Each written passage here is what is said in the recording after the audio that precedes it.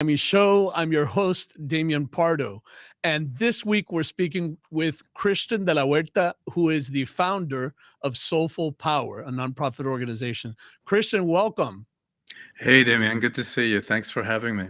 I know it feels strange since we're so close. We're almost like family, but it's a lot of fun to be able to talk to you in a different way because I probably never get to explore any of these things with you offline. One of the things that I've always been curious to explore is how you started this journey. What were the things?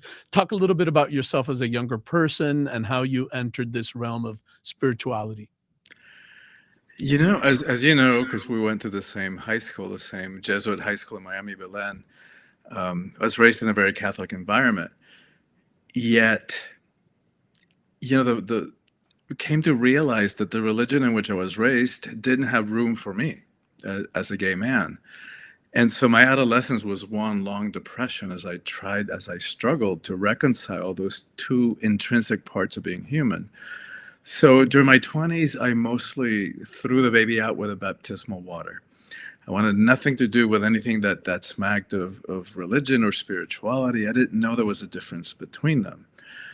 And then towards my, so I started approaching that dreaded 3-0. Questions of meaning began to pop into my mind. It's like, my life was pretty enviable. I had a nice job. I was living in the South Beach, right when the Renaissance was in the middle, was at its peak. Sports car, the Armani suit, sought after socially, professionally, and yet it seemed the more that I had and the more that I was sought after, that there was something missing. And I kept thinking there's got to be more to life. And so I started looking eastward. I started exploring meditation, breath work, understanding the concept of the ego, of the self from an Eastern perspective. And as you know, my major was psychology, so I was on a track to get a PhD.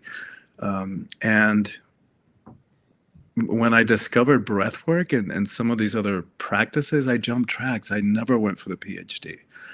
And so that's when I started also doing research about all the evidence there is historically that people that we today call LGBTQ were not only spiritually inclined, but were actually honored and respected, and in many cases revered for those spiritual roles that we played, throughout history and all over the world. I want to take a second. Sorry to interrupt, but I want to take please. a second and go back to the breath work because it just sounds like a monumental shift. You're happy, life is going all in one direction. You're going for a PhD. Your father was a psychiatrist. You're kind of like on the right road. And all of a sudden you said, I started experiencing breath work. What was that experience like? Well,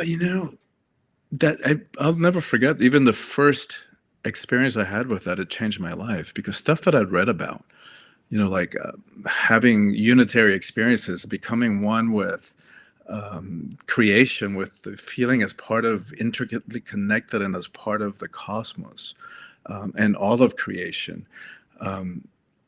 One thing is reading about it. Another one is feeling it in my body and my cells. And it changed me forever. It's like I knew. And you're saying that breath work is what drove you to that experience, to those realizations? Well, I think it was I think I was searching, right? I think that the driver was that I was looking for meaning. I was looking for deeper connection. I kept saying to myself, as I said, there has to be more to life. And when breathwork was the catalyst that had me realize, oh wow, I've got to do this again. And Can you I've explain got to what make that it is? available Because to I'm others. thinking lots of people have no idea what breath work is. Can you take a minute and just kind of explain to folks how that lays out? Sure. And because there's breathwork is kind of a larger umbrella term. There's a lot of breathing practices. Anybody who's gone to yoga class has done pranayama or some type of breathing technique. There's breathing practices for relaxation, for sleeping better. There's some that are more energizing, for higher focus. The breathwork that I'm talking about is sort of breathwork on steroids. You breathe in a certain way for about an hour and a half, and amazing things happen. And I've been doing this for God, more than 30 years now, and all over the world, and have yet to come across anything that heals as quickly and as profoundly and as at many levels. And yeah, to the logical, skeptical, more scientific part of my mind, that still sounds too good to be true. Because it heals. Like, I don't know anything more effective in terms of healing past trauma, like psychological, emotional trauma. That's why I jump tracks, and it works fast and efficiently, and it even heals physically. And that's the part that I know sounds too good to be true, but I can't argue with results. It works, and it works with permanent results. And they really haven't studied it in the same way that they've studied what happens in the body when we meditate. A lot of research on that, and the benefits of meditation. They're just now starting to focus on breath work. But if we think about it, in most spiritual traditions, in most religions in the world, and even several secular languages, the same word, one word, can mean breath or it can mean spirit. So if you think about it, spirare, from that Latin root, we get respiration and inspiration or expiration. From the Latin pneuma, that from which we get pneumonia, that meant lung and soul. So there's something to that. And ultimately, I think that's I know it's not a scientific explanation, but it's the way that helps me understand how it works. And if someone is listening to this and they think, wow, I'd like to try that. Like, what kind of a commitment are you talking about? You could just show up and leave, or you should be doing this for a year, or you need to go to a practitioner, or you can do this at home. How would you explain that?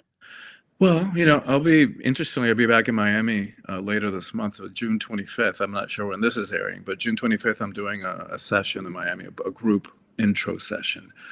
And like I said, one session can have permanent, irreversible effects. Ideally, you do, 5-10 sessions at least. When I do a weekend retreat, we do them 4 times. And they do have like a cumulative effect. The more you do them back to back, it's like peeling layers of an onion. You go deeper and deeper, and it has more and more effects. And for some folks, do they kind of replace meditation with this? Is this something they can do on their own at home, or is Eventually, you can be taught how to do you on your own. I mean, it's your breath, and it's the technique itself is pretty simple. I would recommend the first 5-10 sessions you do with a trained professional, because there's something to be said about having somebody holding space for you, watching out for you, taking care of you, so that the ego mind, can relax enough to allow whatever's been suppressed to come up and surface, to be cleared and to be healed. I have apprentices that have different prerequisites to complete their training. 99% what they resist, what they struggle with, is the self-guided sessions, because it's just you and your breath. For most of us, that's a little bit confrontational, even though it's completely safe. All you're going to do is breathe. But the thing is, like, we never know what's going to surface, what's been lurking beneath the surface of the conscious mind. And it's a good thing. It's a really good thing. Carl Jung, the psychologist, said that the process of enlightenment is making the unconscious conscious, so that we can make choices about what we want to do with our lives and situations in our lives from that level of intention, not because of some unconscious, unresolved trauma that happened to us when we were 5 or 10 or 15 that sometimes we're not even aware of. And that's been driving our behavior and getting in the way of our relationships. This process clears that past trauma more quickly and more effectively than anything else that I've come about. It's pretty miraculous, for lack of another word. It's magical. And let me ask you, now we're kind of in this strange environment with hyperpolarization and people kind of at each other's throat sometimes. Do you find more people coming to you? Do you find people seeing this even more important and practicing it more because just the times we're living? Yeah, there's definitely a shift happening in breathwork is kind of following the path that yoga did, that meditation did, in the West. Even though it was kind of discovered independently in the West, it's a part of a long yoga tradition, but it was discovered accidentally by some guy in the Bay Area, where I happen to be now, in California.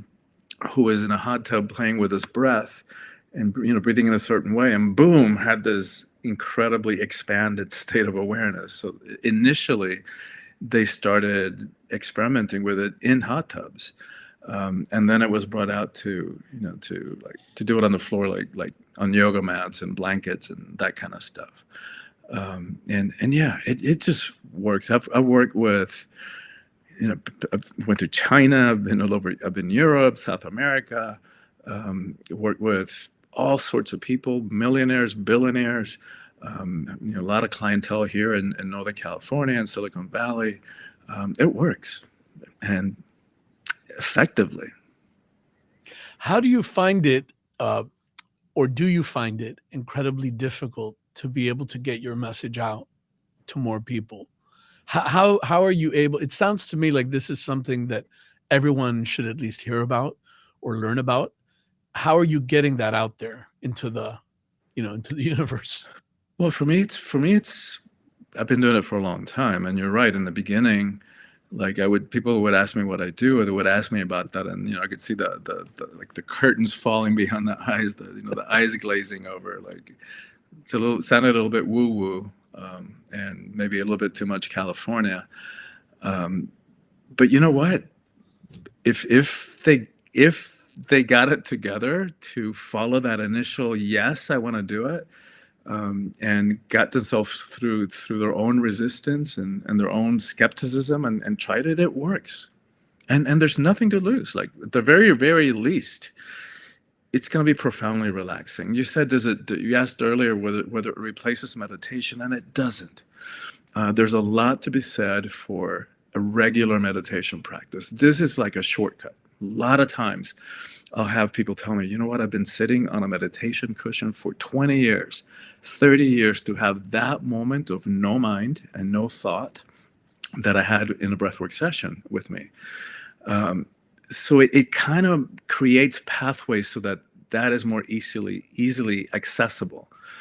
But the benefits of a regular meditation practice, or it's something else. Like most of the time, even if you meditate 10 minutes a day, 5 minutes a day, 3-4 times a week, that is going to change your life. Because most of the time, for most of us, it's going to be boring. It's like, there I am watching my breath or repeating a mantra, and there we go. Wow, doing catch myself doing a to-do list, or a shopping list, or rehashing a conversation or an argument from yesterday, or futurizing about what I'm going to say to them when I run into them again. Right? That's what happens in our minds most of the time.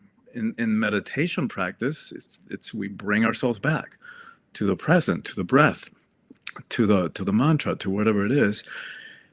Once in a while, we might have a moment of incredible peace, connectedness.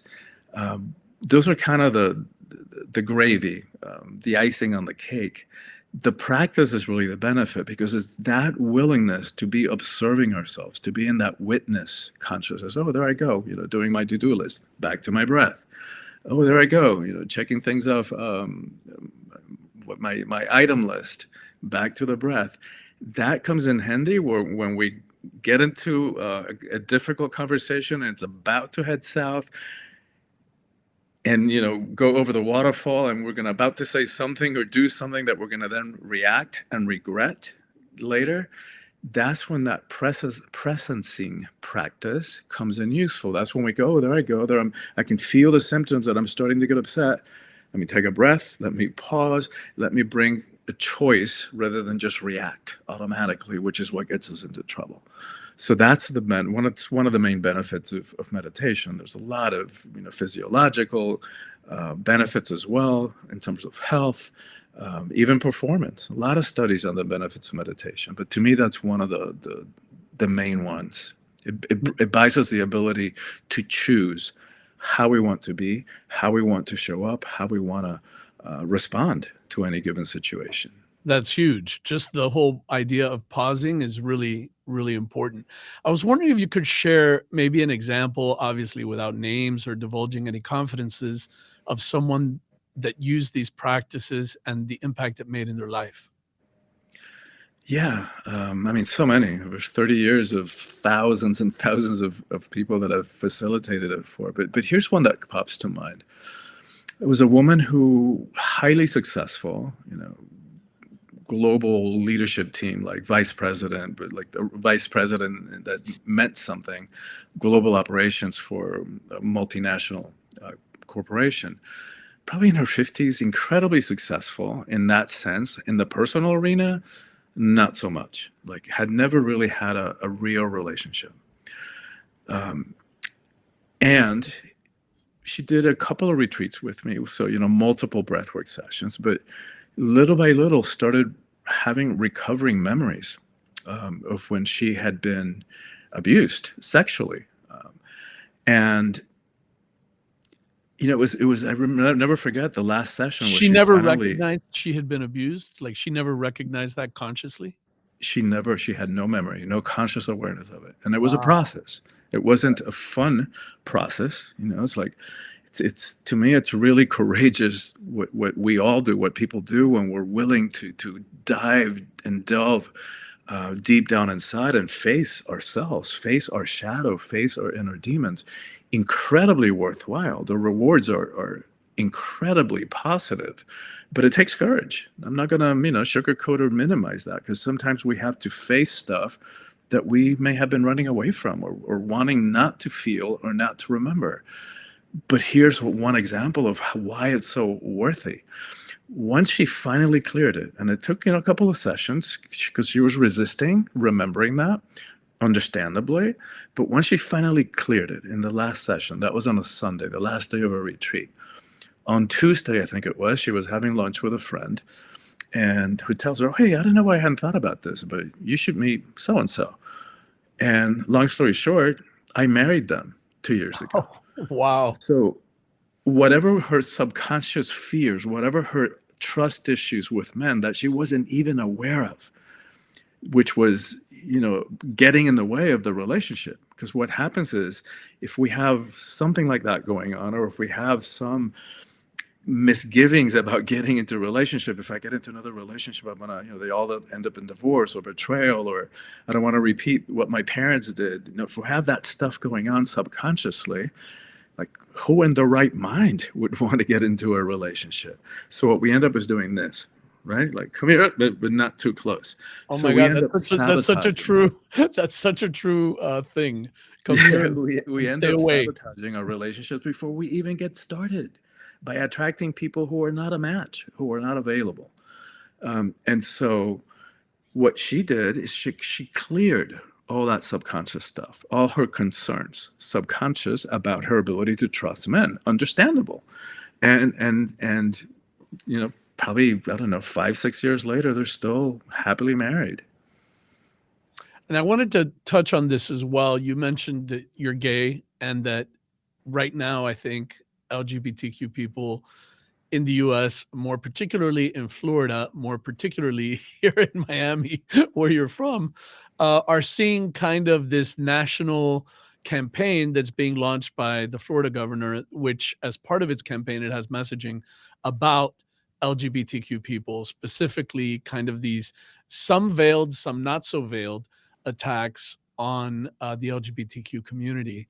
I thought maybe you could comment on that from your perspective. Yeah, I think it's a backlash. It's for some of us who've been around long enough. It's incredible that we now have a lot of legal protections that we didn't have, even 20 years ago, like same-sex marriage, and the ability to choose that if you want that.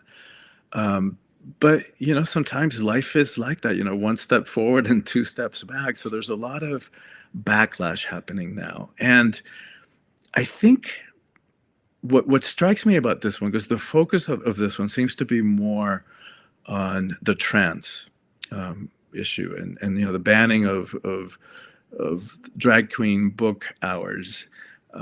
So to me, the issue, the underlying issue, is gender.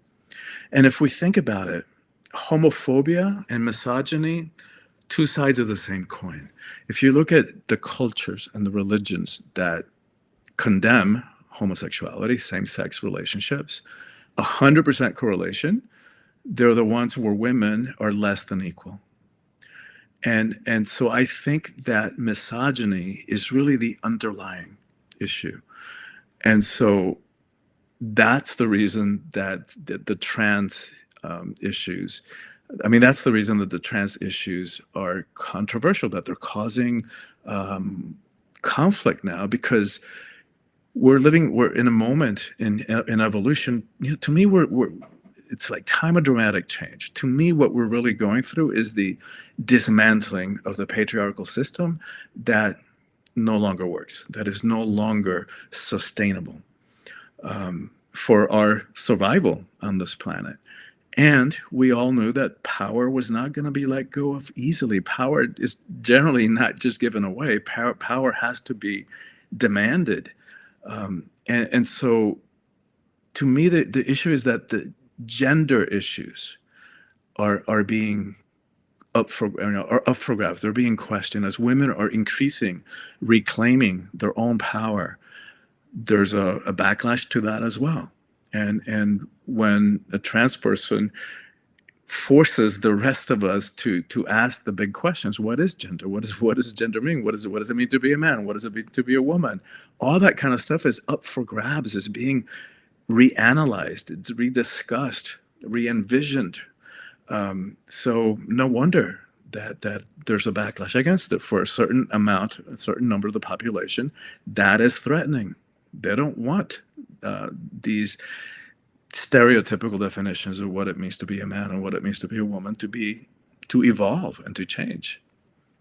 Yeah, that makes sense. I mean, I think sometimes it's simply fear, right? People are comfortable growing up in the way that they grew up, and maybe having some of these conversations at younger ages implies to them some kind of grooming that's occurring, which is absolutely not the case, in these questions. But for folks who feel threatened or fear any kind of change when it comes to non-binary people or gender identity, it's a backlash.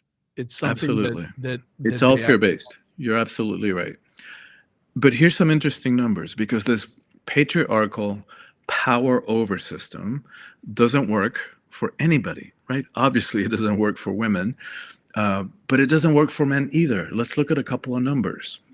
The rate of longevity, right? Women in the US outlive men by 5 years. Globally, it's 7 years. In the US, the rate, and I only have numbers for the US for suicide, men commit suicide 4 times as frequently as women. In fact, 70% of the suicides in the US are committed by middle-aged white men, which really is an interesting question, because that's the group that I think pretty clearly and inarguably still holds the majority of the power in the world. We would think that the group that holds the power, the most of it, still would have more privileges, would have a better quality of life. And what's not working then? Why are they taking their life at such disproportionate numbers? And I think it's because the rigid, limited, and limiting definitions of what it means to be a man doesn't work for them either. And so that's part of what we're also having to do, is like re-envisioning, redefining masculinity and upgrading that definition for the 21st century. Because what happens is that we've had this mistaken understanding of what it means to be a man, and little boys don't cry, and because somebody decided along the way that the emotions were weakness, or that the feminine was weakness. Completely faulty assumptions. Like, it make no sense, no basis on reality. But if you think that to be a man, you got to walk around like a robot, not feeling, not caring, not expressing. And this connects to breathwork again, because interestingly, because we've been conditioned to believe that the emotions are weakness. They're not. The emotions are just energy. What used to be spiritual teaching, that everything is energy, now we know from quantum physics, it's all energy, even if it feels solid. It's all vibration. Energy cannot be destroyed. For all the thousands of times that we have swallowed our emotions, that we have stuffed them, because we weren't supposed to feel them, because they're weakness, because we were afraid of them, because we feel like if we really express what's going on with us, our relationships would come to a screeching halt, and we might end up alone and rejected. And who wants that? But those emotions just don't go away, right? They get stuck in the tissues of our body, and they have to come out one way or the other. So what happens is we stuff and we stuff and we stuff, and then the next poor unfortunate soul says something to us the wrong way, and boom, volcanic eruption, causing harm to our relationships. Or suppress. Those energies have to come out one way or the other. So they start seeping out and showing up as physical symptoms: cancer, heart attacks, ulcers. And I think that's what's connected to the longevity issue. And so we've got to get this. We've got to shift our relationship to the emotions. We've got to shift our relationship to power. And we've got to shift our relationship to how we see ourselves, how we see each other, and how we see the planet on which we live. Yeah. I mean, I definitely agree with you in that evolution is happening. And I think that evolution is a process, like you mentioned earlier, one step forward, a couple steps back.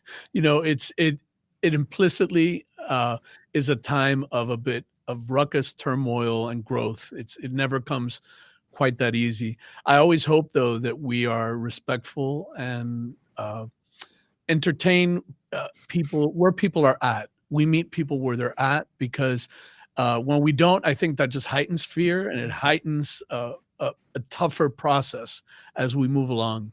We could all be right today, but if the rest of society isn't with us and we don't do a good job of bringing them along and listening, and maybe not having it all our way or the way we see it, but finding some ground where everyone's kind of happy in this process, then we lose the ability to really transform, I think, society Yes. in a faster way. Yeah, and to me that highlights the work that you're doing at Forward Miami, which is building bridges and helping to bridge that polarization in some beautiful and powerful ways. So thank you for that. No, please. We're proud of the work we do, and we're happy to have you as a partner along the way whenever we can.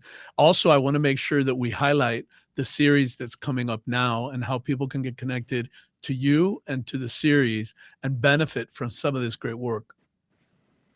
Yeah, I think the series that you're talking about is a LGBTQ spirituality conference. It's titled Reclaiming Our Spiritual Heritage. And we know that the weapons that are used to condemn, to oppress same-sex and LGBTQ people are religiously based. They have roots in misogyny as well, but the reasons, the weapons are religiously based. Misunderstandings, mistranslations, a lot of which don't have the roots in the actual religion, but the culture out of which those religions emerged.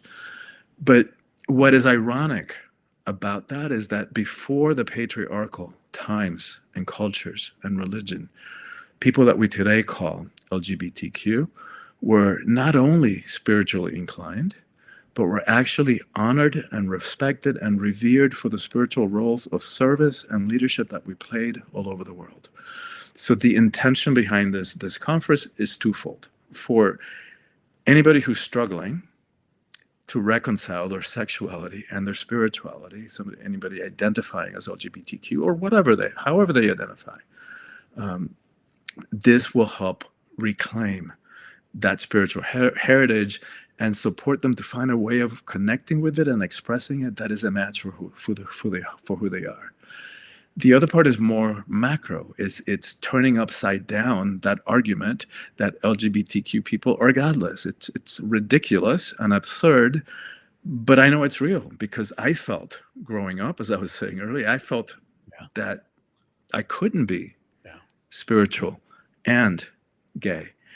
And so this is the intention behind the conference. Well, I want to add there just real quick that when a church denies you communion in front of the entire church, And when a church goes out of its way to say that you are not welcome, I think that's a big step to creating the kind of perceptions you're talking about.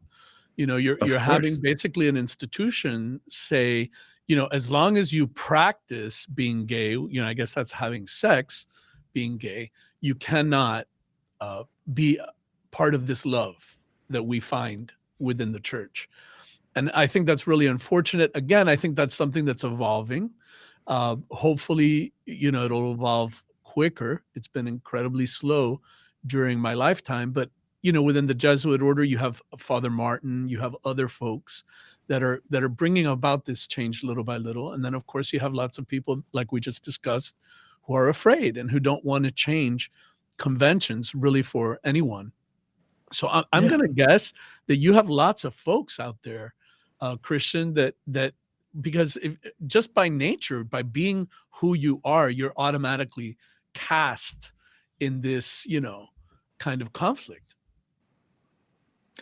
Yeah, and I wanted to highlight too that I think it is changing, and you're right. For me, the change is too slow. But when you have the new Pope, the new Jesuit Pope Francis, just the humility implicit in his statement that who am I to judge? Mm-hmm. That changes everything. That even that simple statement begins to open the way for the possibility of change. And of course, he's going to have incredible resistance to that. But we all know, it's pretty evident. You can't suppress sexual energies. You can't. Sexuality is part of who we are.